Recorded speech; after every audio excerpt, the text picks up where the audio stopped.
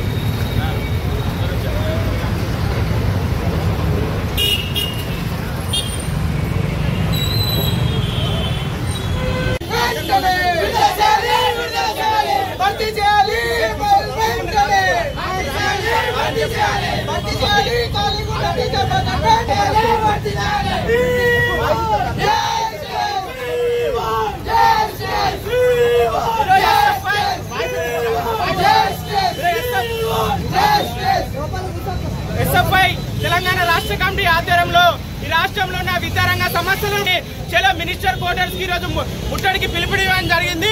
ఈ రాష్ట్రంలో విద్యారంగ సమస్యలు పరిష్కరించడంలో ఈ రాష్ట్ర ముఖ్యమంత్రి గాని రాష్ట్రంలో ఉన్న ఈ రోజు మినిస్టర్లు గాని ఈ రోజు చిత్తశుద్ధి లేకుండా ఉన్న పరిస్థితి అది. అనేక సమస్యలతో ఇప్పటికీ స్కాలర్షిప్ లేవు, ఫీజు రియంబర్స్మెంట్ లేవు, ప్రభుత్వ పాఠశాల మౌలిక వసతులు లేవు, దాంతో పాటు అనేక సమస్యలతో విద్యార్థులు అవుతున్నారు ఈ రాష్ట్రంలో.